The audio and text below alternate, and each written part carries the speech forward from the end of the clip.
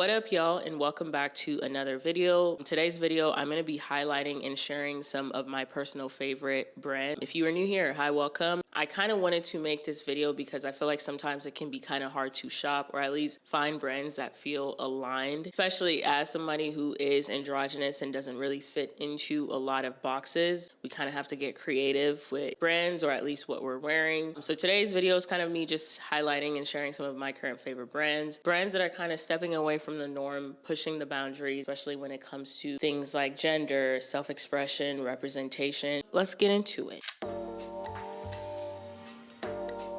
So the first brand that I wanted to highlight is actually a brand based out of Mexico City called Boyfriend Shirt. I believe it was founded by two people, Laura Castillo and Cristina Lorenco, and I hope I'm saying their names right. But I had never really heard of this brand, honestly, until about last year, which is when I came to find out about this brand at my current job, which I feel like I've talked a lot about in a lot of my YouTube videos. I work within the retail space, so I work as a fashion buyer. And the beauty of that job is that I am sort of constantly exposed to different brands, you know, different designers, things like that. So I feel like I'm always sort of learning something new. And this is one of those brands that sort of popped up. One of the things that sort of really caught my attention with this brand is sort of the design and attention to detail. A lot of their clothing feature really unique designs and line work. And I think it's especially important since a lot of their line of work does focus solely on like shirts. I think sometimes shirts can be pretty simple, like the button-down shirts are very straightforward item, right? And I think that this idea of sort of deconstructing, reshaping, playing with prints and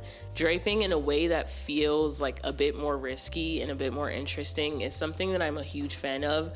I think sometimes when it comes to unisex or just brands that are wanting to make more androgynous unisex clothing, it can feel sort of repetitive or cold. It's like the same silhouette. I feel like this is something that is traditionally more masculine, the idea of like a button-down shirt. And so for me, this is sort of a refreshing take to see. A couple of other things that they do to include pants. I actually found out about this brand because of this particular pants.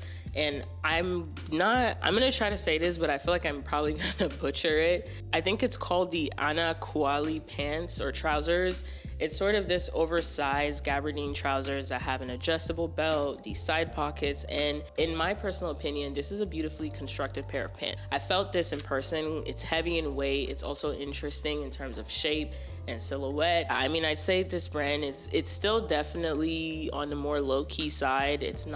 I don't think it's a brand a lot of people really have heard of. I mean, this was my first interaction with them, but it's still definitely somewhere in between that mid-level boutique brand. And I think that also reflects in terms of how they price their items. I think on their website, all of their fabrics as well are sourced in Mexico and are hand sewn. All of the brands that I talk about, all of their websites will be linked at the bottom of today's video if you guys want to go check out, you know, some of these brands. So this next brand is a brand that is fairly new to me, and I can also say it's fairly new to the fashion space. I've been seeing it gain a lot more traction, people talking more about it, especially with social media and stuff like that, and sort of highlighting this brand. And it's Estudio Niksen. I feel like a lot of people have talked about this brand, especially on TikTok. But it's a brand based out of Montreal, Canada, founded by two people again, Andres Barrios and Gabrielle Gagne. Again, hope I'm saying these people's names right. Apologize for butchering the names, but this is another really kind of fun and interesting brand to me. I was reading on here that Andres has Venezuelan roots, but is inspired by Korean streetwear. And then Gabrielle, I believe, has expertise in fashion and design. So they sort of blended their different perspective to create this brand. I want to say about 4 years ago. And one of the things that I think is worth mentioning is sort of the inspiration behind the name Niksen, which is in Dutch, or just like doing nothing, right? And I think that sort of ties into the brand's identity and sort of their approach to fashion, embracing comfort, quality, you know, just allowing people to feel at ease. And I can honestly relate and resonate with that. I feel like style to me at least personal style to me has always been rooted in being comfortable in my clothing. A lot of their pieces kind of feature that. Really clean line, you know, very relaxed fit, really loose, flowy cuts, timeless silhouettes, and that sort of inspiration of Korean streetwear is also pretty clear in terms of, you know, silhouettes for this brand. There's a lot of exaggerated silhouettes like balloon style pants, oversized shirts, very drapey silhouettes, and to me it feels more appealing to a wider audience regardless of gender. In terms of pricing, they're like another mid-level brand, and it can be pretty pricey depending on what your budget is or, you know, what you're trying to buy. Generally, their shirts are anywhere from like 60 to 120, pants being anywhere from like 160 to 180. But, you know, they're timeless, they're versatile pieces, and a lot of these items are meant to last you for years. So there's sort of this not a need for you to frequently replace them, ultimately offering that better value over time.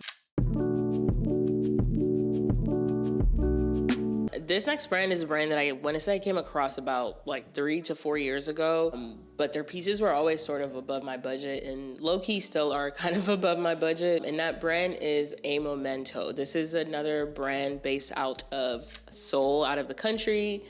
Founded in 2016 by Lee Mi-kyung. Tried to look up like information on her work and like sort of her previous experience within fashion, but there wasn't a lot of information. But their work is sort of very minimal, very clean lines, silhouette-based work. And I actually think I read an article where she was talking about wanting to make clothing that can last a long time and like clothes that she can revisit over many years, which I thought that was pretty interesting. A lot of their pieces focus on silhouettes and just really great tailoring.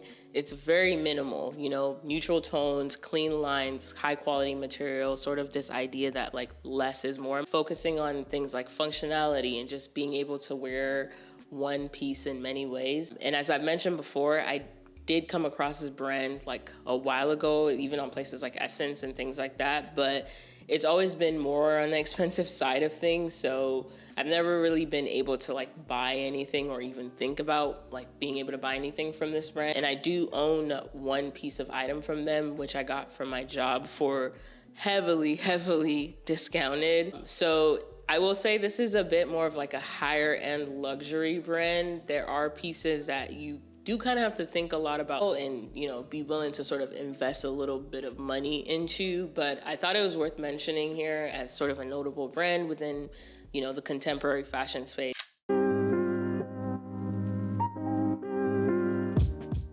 This next brand is a brand that I have been obsessed with for a long time. That brand is Eckhaus Latta. Another brand founded by two people, Mike Eckhaus and Zoe Latta. One of the things that sort of noticeably stands out to me about this brand is their experimental approach to fashion.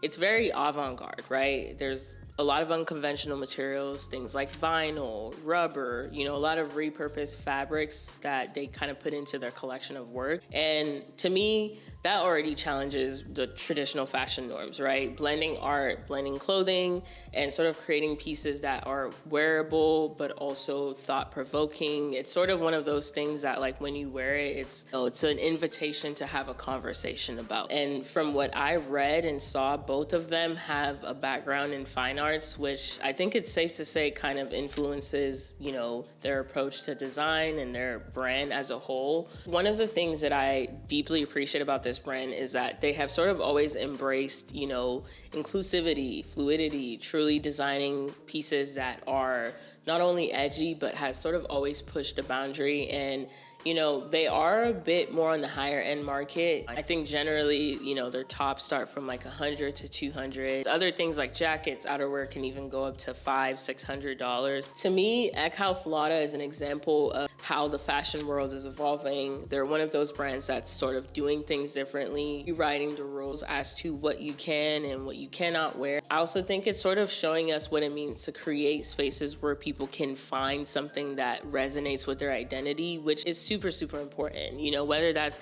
high fashion or even just everyday wear. To me, it's exciting to see where the space is headed and also to be discovering new brands, old brands, or just people who are willing to sort of reinvent the wheel. So in the comment section, let me know brands or pieces you are loving right now. And as always, thank you for watching my videos, and I'll see you guys in the next one.